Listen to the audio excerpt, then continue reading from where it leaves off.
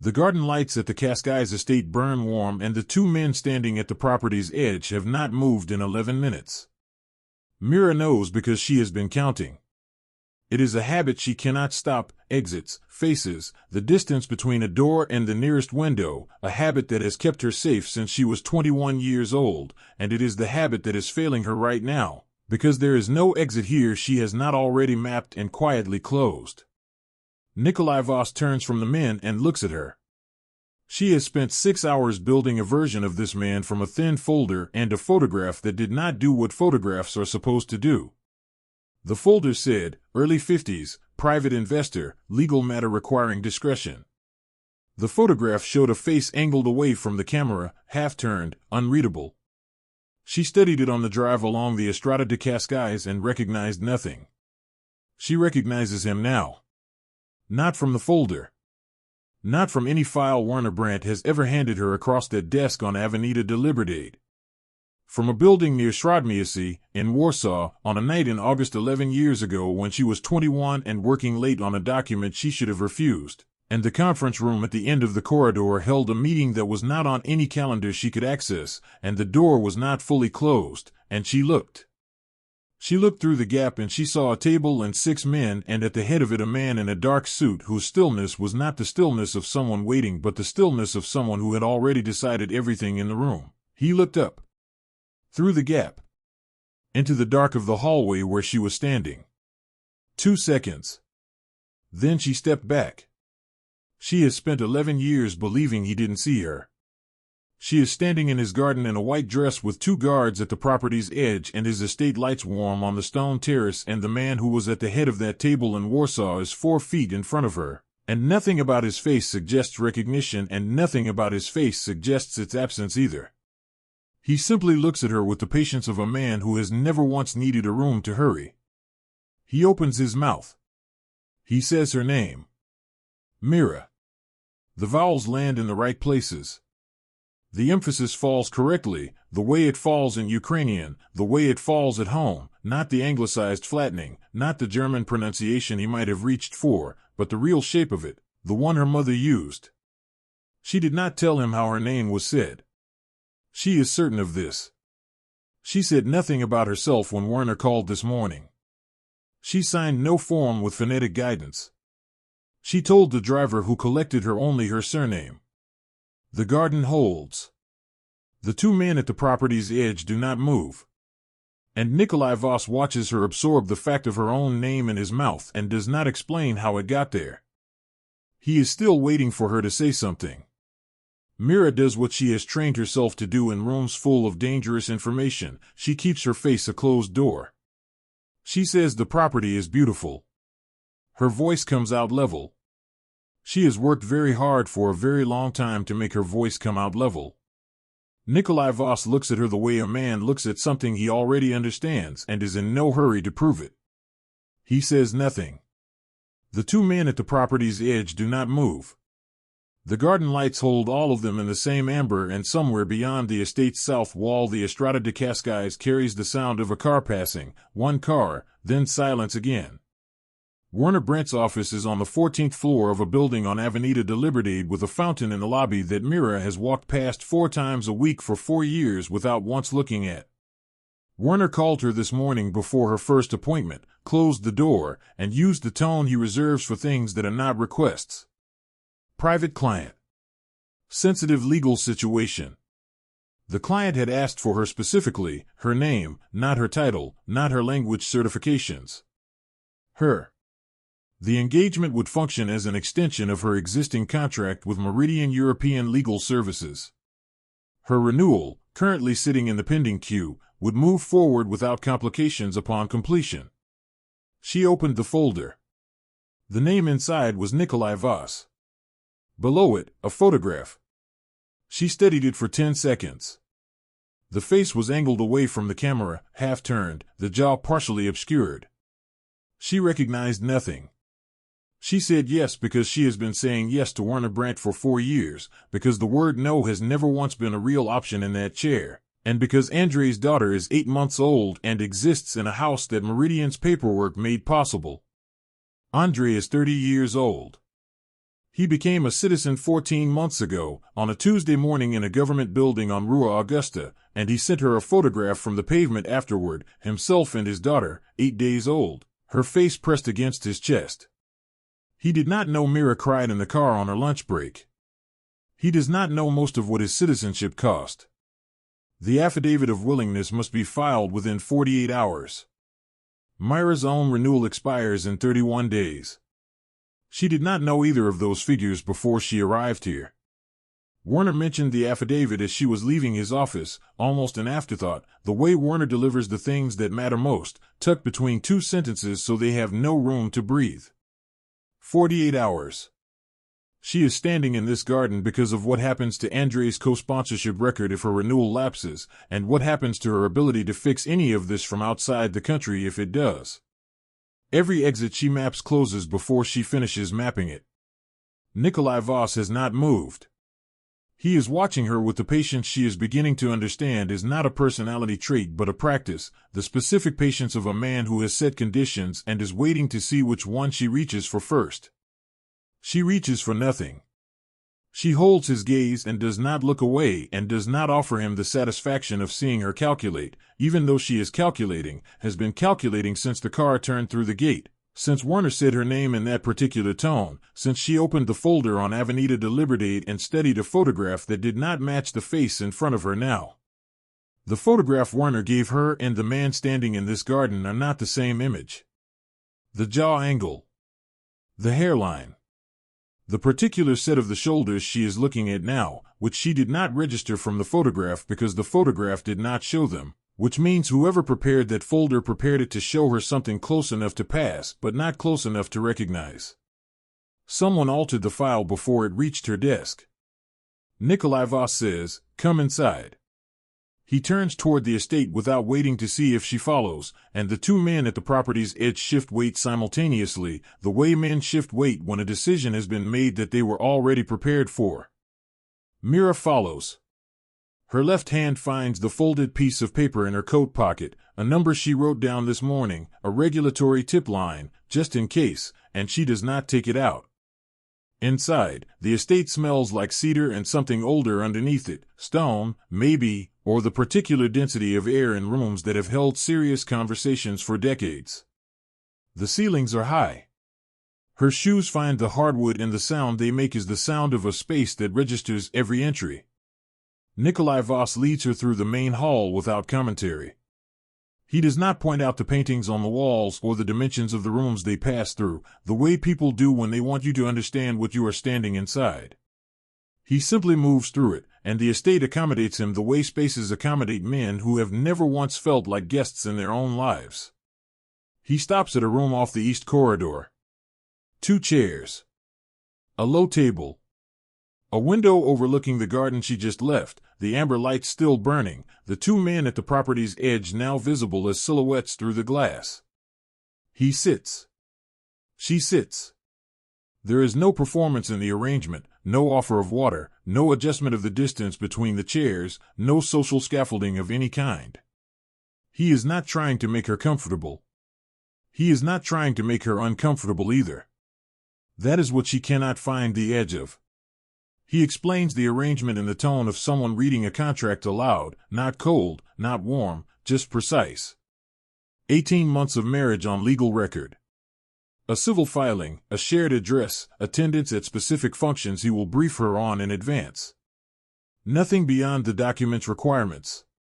A financial authority inquiry currently examining investment sources connected to 3 commercial properties in the Marquez corridor has a review window that closes in 16 months.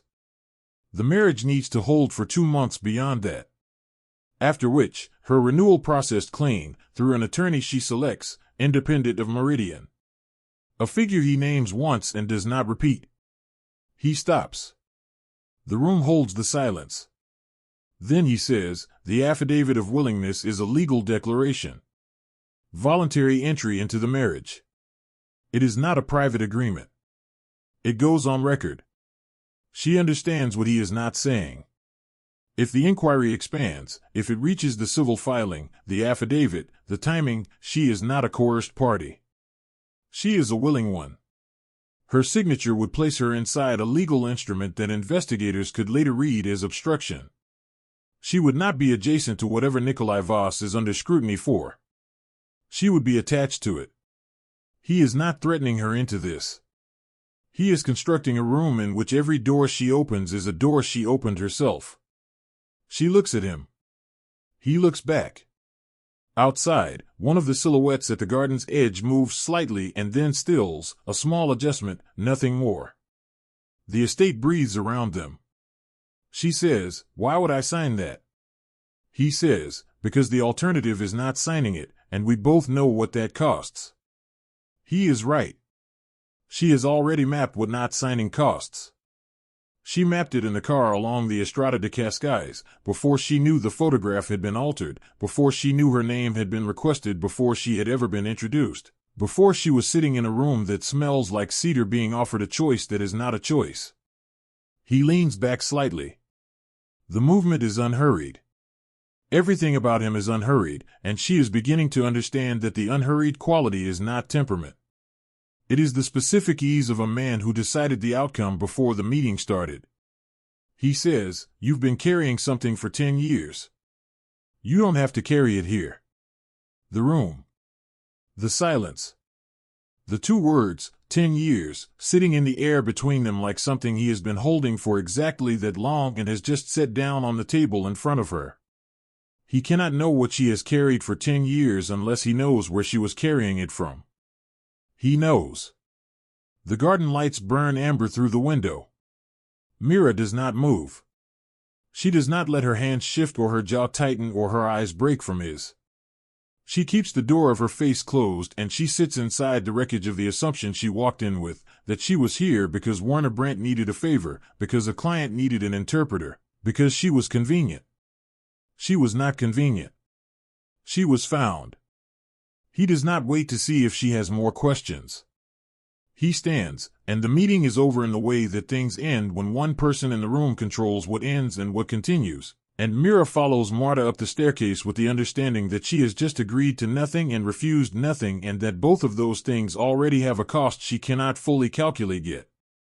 The guest suite is on the second floor, east side, windows facing the garden. White sheets, a reading lamp, a bathroom stocked with products she did not name on any form. The soap on the sink is the brand she buys when she has extra money at the end of the month, which is not often. She stands over it for a moment. Then she washes her face and does not look at herself in the mirror. Marta moves through the suite with the efficiency of someone who has serviced these rooms so many times the tasks have stopped requiring thought. She opens the wardrobe, checks the window latch, sets a glass of water on the nightstand. She does not make conversation. She does not offer it. She communicates in the small adjustments of someone who has decided silence is more efficient than anything words would add, and when she leaves she pulls the door closed with a precision that suggests even exits are something she has practiced. Mira sits on the edge of the bed. The estate is quiet in the way that large, well-insulated houses are quiet, not empty, but contained. She can feel its dimensions through the walls. The space it takes up. The weight of all the rooms she has not entered. She does not sleep for a long time. Somewhere past midnight, through the wall that separates the guest suite from the east corridor, she hears him on a phone call. Not the words. The register. He speaks and then the language shifts and then shifts again. She catches the cadence turning, German moving into French moving into a third pattern she cannot place from 2 walls away, and the tone across all 3 is identical. Even. Unhurried. The voice of a man who has never raised his volume because the raising was never necessary, because whoever was on the other end of every call he has ever made already understood the terms. Whatever he is resolving at midnight, it resolves before the call ends. In the morning there is a folded card outside her door on the floor, slipped under while she slept or didn't sleep. She picks it up. Inside, in handwriting that belongs to someone more accustomed to a different alphabet, the Cyrillic characters formed with care, each one slightly deliberate, her breakfast order is written out. In Ukrainian. Not Portuguese. Not German.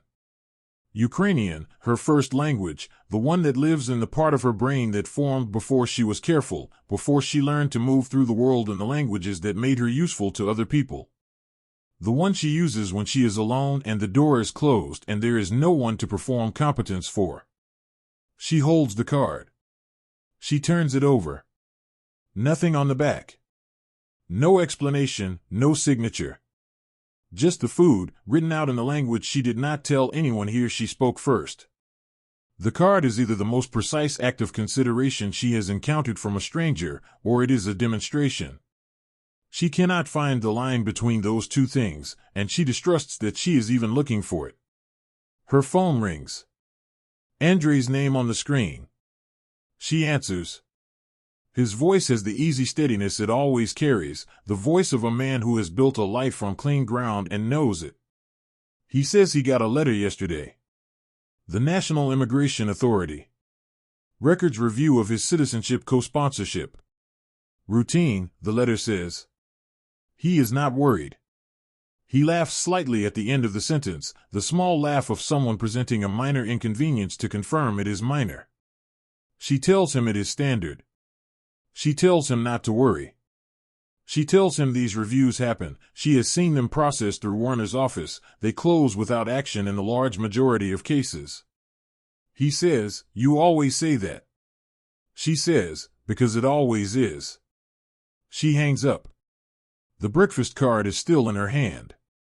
Outside the window the garden lights have gone off and the morning is gray and flat and the fountain at the garden center is running, its sound reaching her through the glass as something almost ordinary. A citizenship records review initiated during the 48-hour window of an affidavit deadline does not happen by coincidence. Werner Brandt's office does not receive an immigration inquiry the same week it asks her to file a legal declaration and arrive at an estate in Cascais without that inquiry being part of the architecture. Nikolai Voss told her last night, every door she opens is a door she opens herself. He did not mention the doors he had already closed before she arrived. The immigration letter is not routine. She knows this the way she knows the breakfast card was not written by Marta.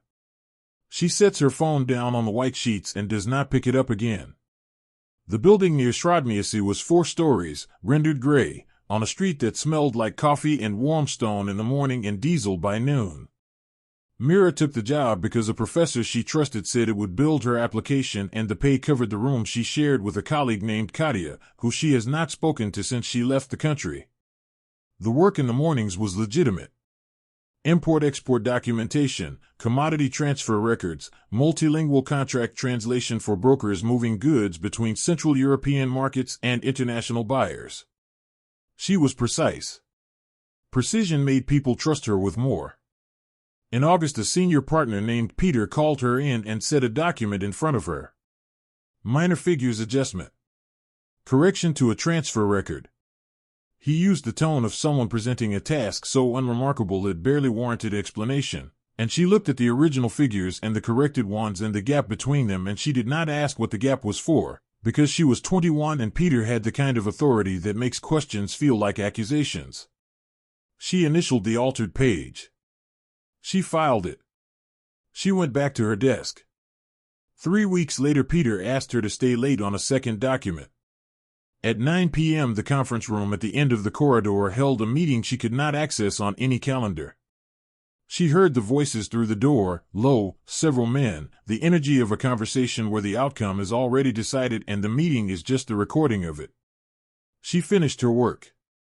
She picked up her bag. She walked the corridor toward the exit. The conference room door was not fully closed. She looked. 1 long table. 6 men. At the near end a face she recognized from newspaper photographs, a minister in the trade portfolio, his name appearing regularly on policy documents she translated.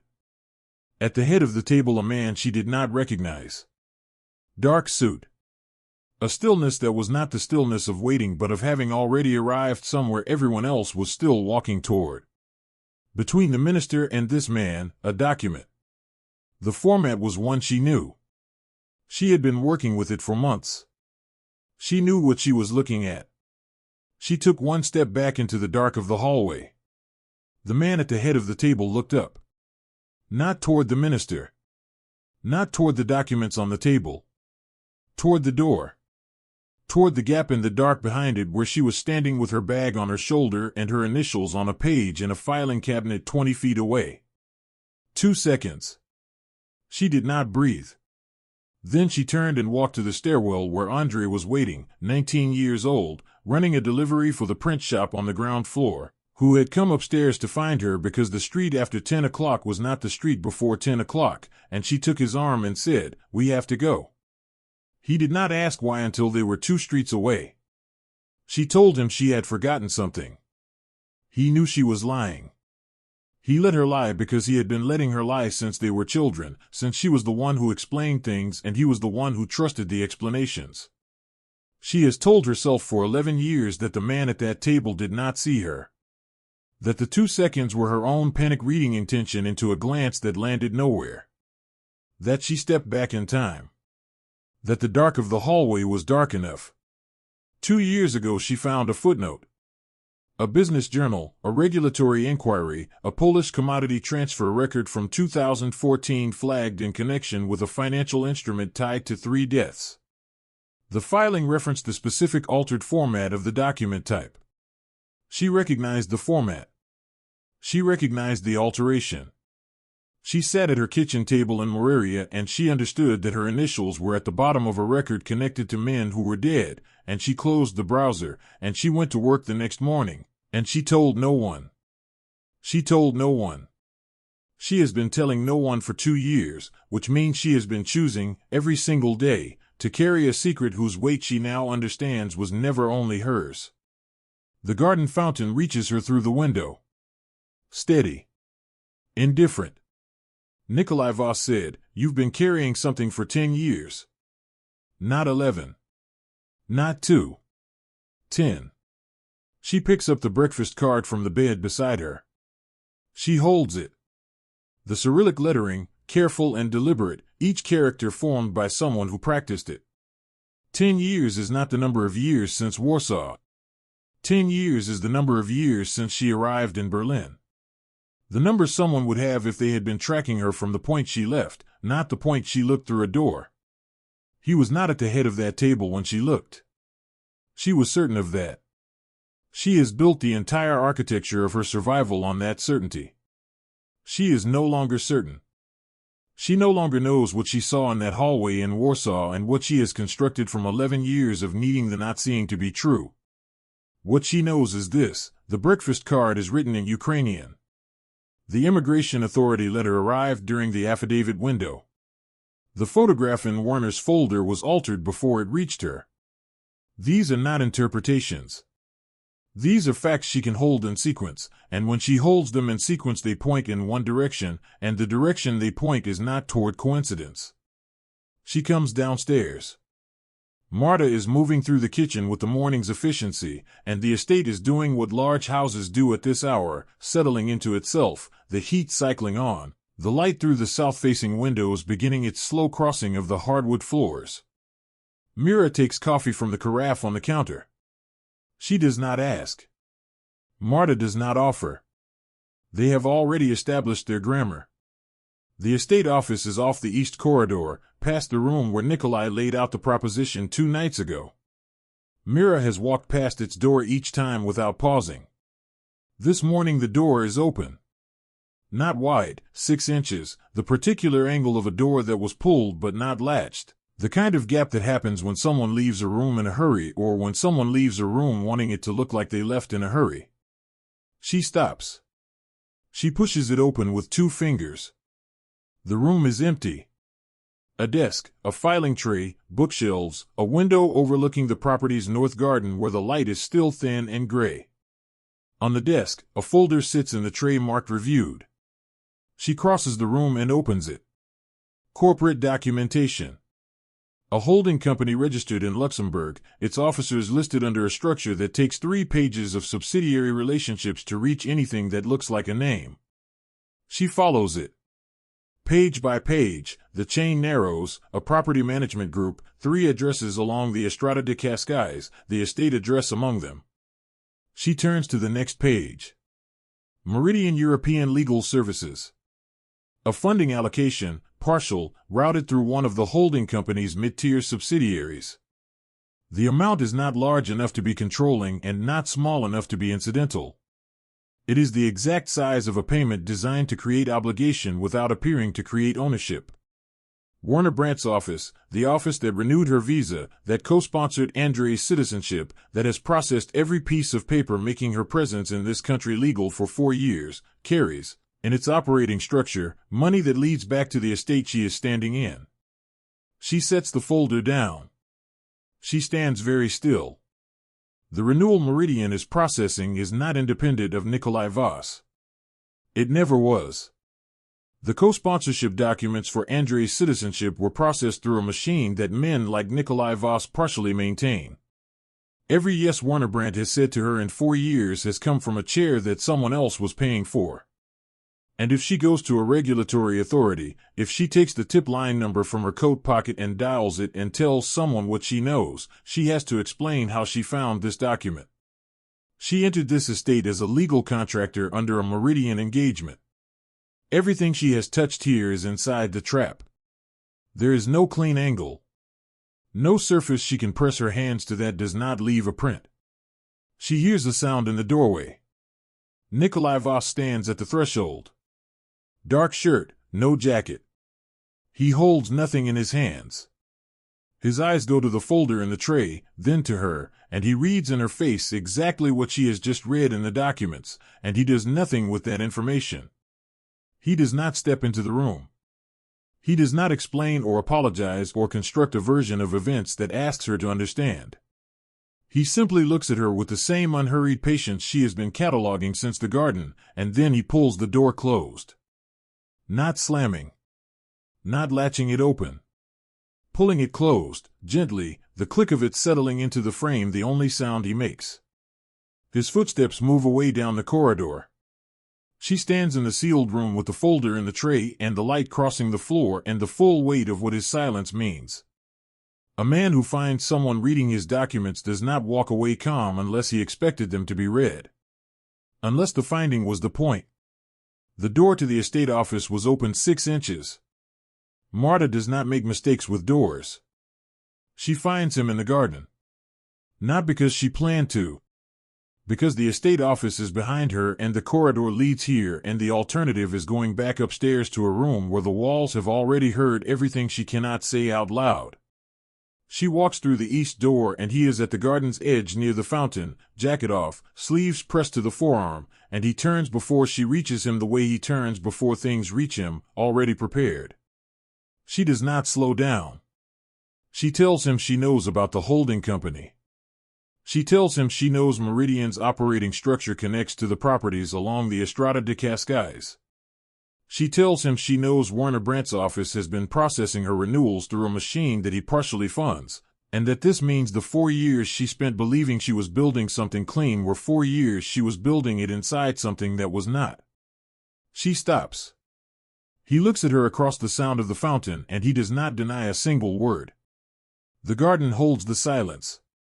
A bird somewhere in the property's tree line calls once and goes quiet. He says, the inquiry will not find your name unless someone directs them to it. There's one person who can do that. She says, you. He says, yes. He says, there is also one person who holds the original commodity transfer document from the Warsaw office. The one with your initials in the lower right corner. If you sign the affidavit and fulfill the 18 months, that document comes back to you. If you walk away tonight, it still comes back to you. Those are the same. What changes is Andrei. She watches his face. He is not performing threat.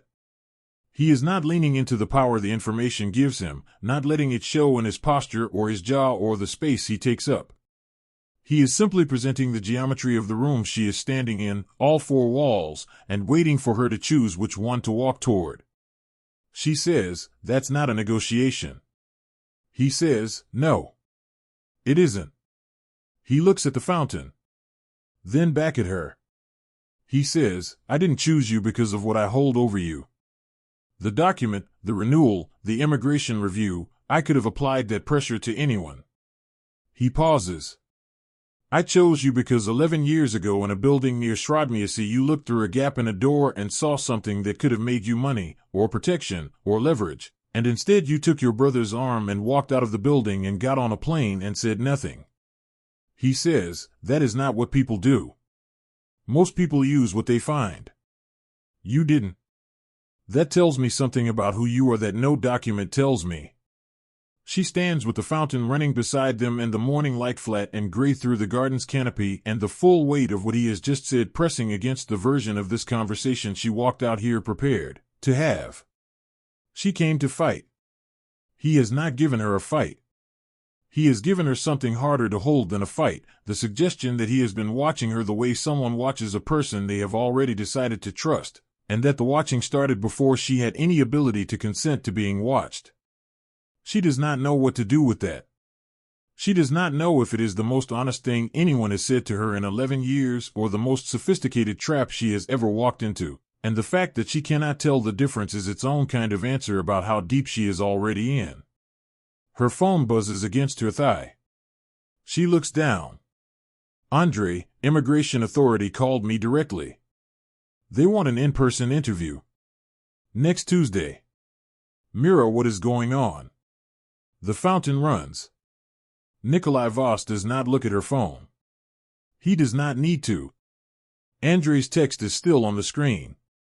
Nikolai Voss is still standing at the garden's edge, not looking at her phone, not needing to, and the fountain is still running, and the Tuesday interview request is sitting inside her chest like something swallowed wrong. She reads the text a second time. Not because the words change. Because she needs the 2 seconds to find the floor.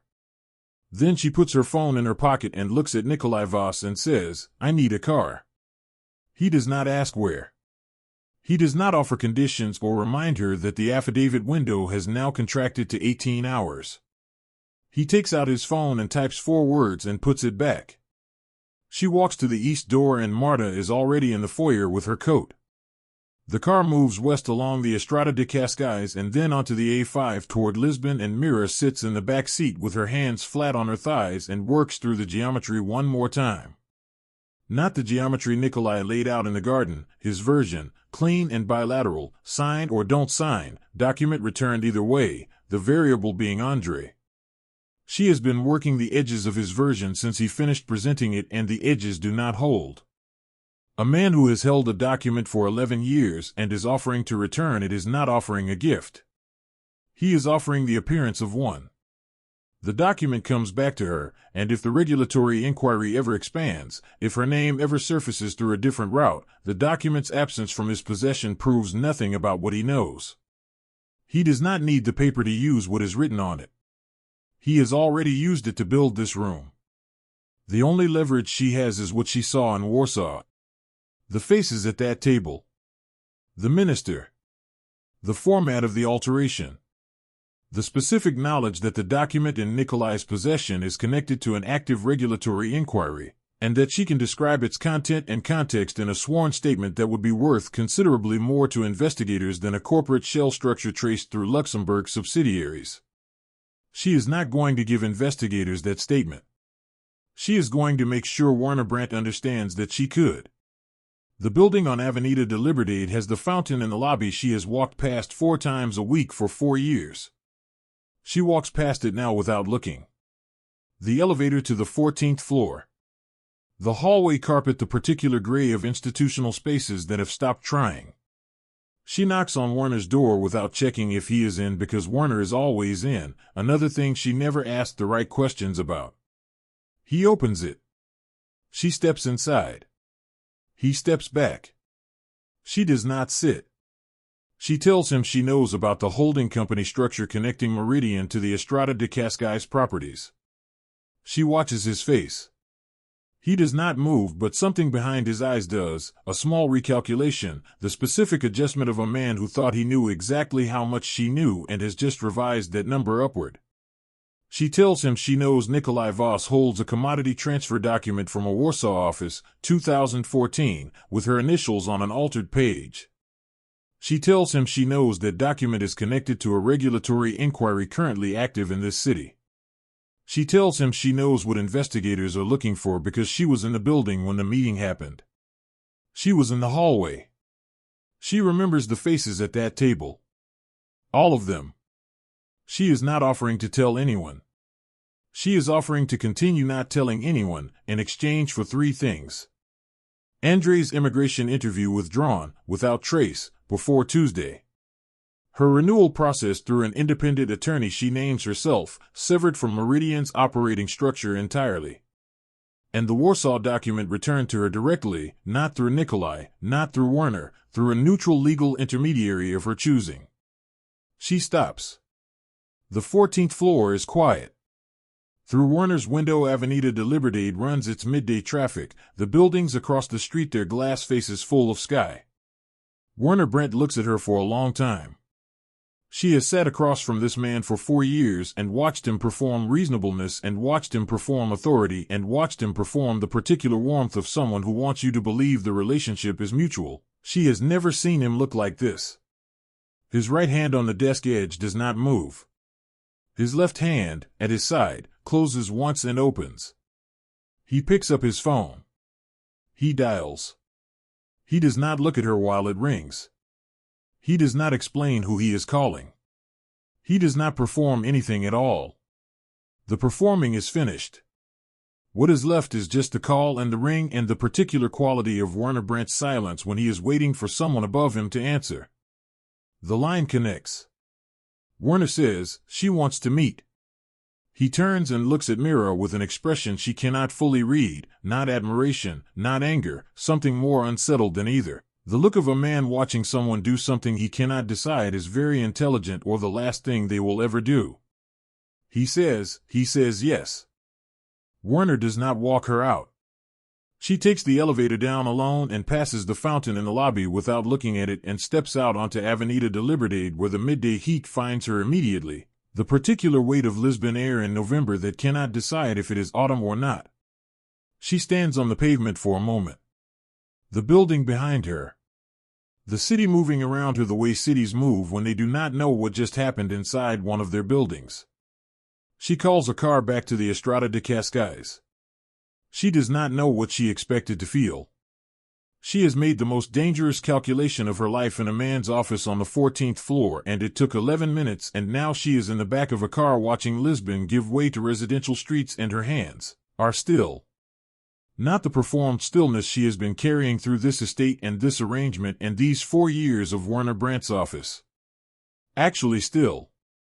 The stillness of someone who has put down something very heavy and has not yet felt the full weight of what they will owe their body for having carried it. Marta opens the gate before the car reaches it.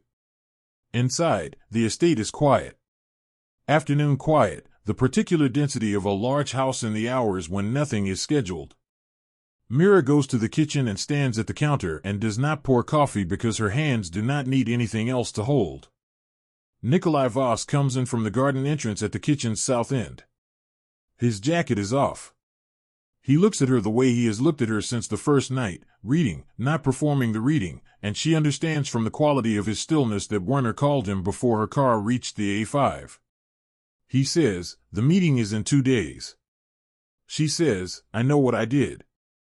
He says, so do I. He sets his jacket over the back of the nearest chair. What you did was either the most precise move available or the last one, and I cannot tell you which from where I'm standing. That is the truth. I'm not managing it for you. She looks at him. In 4 days she has catalogued his silences, his unhurried movements, the specific patience of a man who has operated for decades in rooms where showing uncertainty was the most dangerous thing available. She has not seen him offer uncertainty before. It does not look like weakness. It looks like a man who has decided, for the first time in this particular conversation, that precision matters more than control. He pulls out the chair across from her and sits. The kitchen holds them both. Outside, the garden fountain runs its steady register. Marta moves somewhere above them, footsteps crossing the 2nd floor, the house doing what it does. He reaches into his shirt pocket and takes out a photograph. Printed paper, slightly creased at one corner, the kind of photograph kept in a physical place for a long time because deleting it would feel like losing the leverage it represents. He sets it on the table between them. Two men at a conference table. Warsaw, 2014. She recognizes the room before she recognizes the faces, the particular dimensions of it, the window line, the overhead light that buzzed slightly on the left side. The detail she has never told anyone because there was no one to tell. The man on the near side of the table is the minister, older in the photograph than in the newspaper images she knew him from, heavier. A man already wearing the posture of someone who has agreed to something he cannot reverse. The man at the head of the table is Nikolai Voss. Between them, a document. The altered figures visible even in the photograph's resolution. She does not touch it. He says, "I have held this for 11 years. Insurance. Not against you, you were not a variable I had identified yet. Against the men at that table, who spent the following decade building enough distance from that meeting to believe they were clean." He says, "I found you 4 years ago. I put you in Warner's office because I needed to understand what kind of person you had become. Whether the woman who walked out of that building was the same one who was still walking." She says, "And?" He says, "You processed renewals for people who had nothing. You co-sponsored your brother's citizenship with 4 years of your own income as collateral. You read every document Warner put in front of you instead of signing what was convenient." He looks at the photograph. "You were the only other witness from that night who chose silence and then built something with the silence instead of selling it. The kitchen. The fountain. The weight of 11 years sitting on a table between two people who made the same calculation in the same room and have been living inside it ever since without knowing the other one existed. She is not the same as him. She knows this. The distance between a 21-year-old who initialed a page she didn't understand and a man who sat at the head of that table and built an empire from what happened afterward, that distance does not collapse because they were both in the same building. She will not let it collapse. But she cannot find clean moral ground to stand on that is not also, in some way, the same ground he is standing on. A car comes up the driveway. She hears it before Nikolai reacts, which means it was not called from the estate. An unscheduled arrival. Marta's footsteps cross the second floor quickly. Nikolai goes to the kitchen window. Mira is already at the door. Andrei's car is in the driveway. He is standing beside it with his daughter on his hip, 8 months old, her face turned into his shoulder, one fist closed around the collar of his shirt. He has driven 40 minutes from Sintra without calling. He is looking at the estate, at the gate, at the grounds, and then his eyes find Mira in the doorway and his face does the thing it does when he has already figured something out and is waiting to see if she will tell him the truth this time. He has been reading her face since she was 12 years old. He is reading it now. Andrei does not ask questions in front of the estate. He looks at her in the doorway and she looks at him, and they have been doing this their whole lives, reading each other across distances the other person thought was private, and he shifts his daughter to his other hip and says, "I'll follow you." Not, "What is this place?"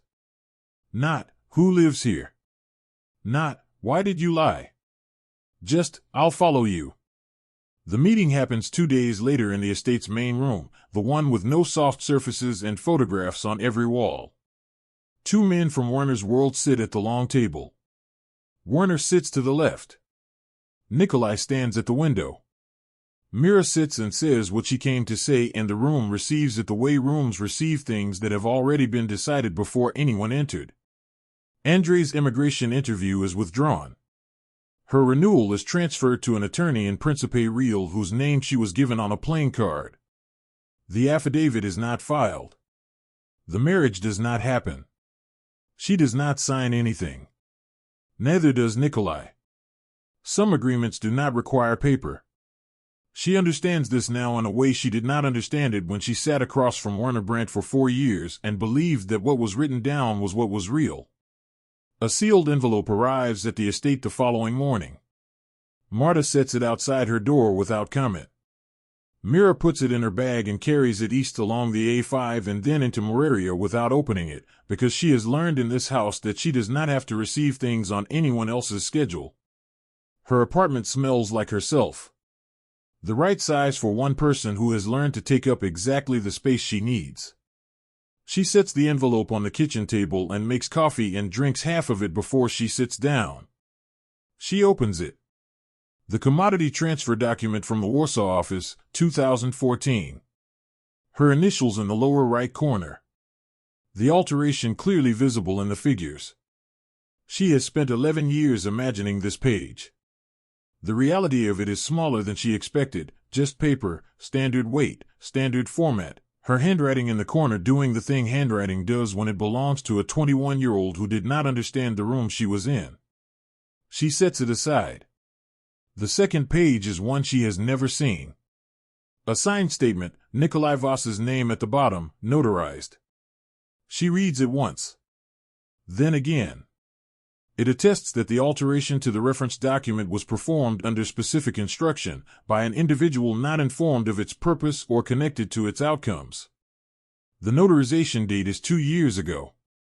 The same month she found the footnote in the business journal and sat at this kitchen table in Mira and understood what her initials were attached to. She sets both pages on the table. The coffee goes cold. He wrote this before she walked into his garden. Before Werner's phone call, before the Cascais estate, before the proposition in the room with no soft surfaces. He had a notary sign it and he kept it and he waited, 2 years, for her to arrive at a point where she needed it. She does not know if that is the most precise act of protection she has ever encountered or the longest version of control she has ever been subject to, and she sits with that not knowing the way she has been sitting with not knowing since she was 21 years old in a hallway in Warsaw, which is to say, she sits with it without running. She puts both pages back in the envelope. She puts the envelope in the drawer beneath the kitchen counter, beneath the takeout menus and the expired coupons and the pen that runs out of ink every time but that she keeps anyway. She does not call him.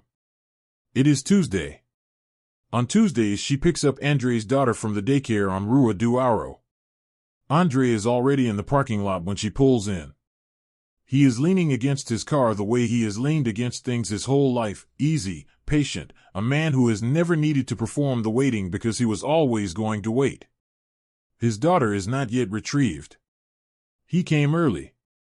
He has been doing that since the estate, showing up slightly before she expects him, not saying why. She gets out of the car. She takes his arm. They walk toward the daycare entrance and the afternoon light in Mira is doing what it does in November, that particular gold that looks warm from a distance and is actually just the end of the day making everything look more significant than it is. Inside, his daughter is in a high chair with both fists in a bowl of something orange. She sees Andrei and opens her mouth and a sound comes out of her that has no language in it yet, just pure direction, pure you, and Andrei crosses the room and lifts her and she grabs his collar with both hands. Mira buckles her into the car seat. The small architecture of it, the straps, the click of the chest clip, the daughter's hand that closes briefly around her finger and then releases, takes exactly as long as it always takes. She gets in the driver's seat. Andrei is in the passenger seat. She does not pull out. Her phone is in her coat pocket. She takes it out and looks at it and there is a message from a number she does not have saved.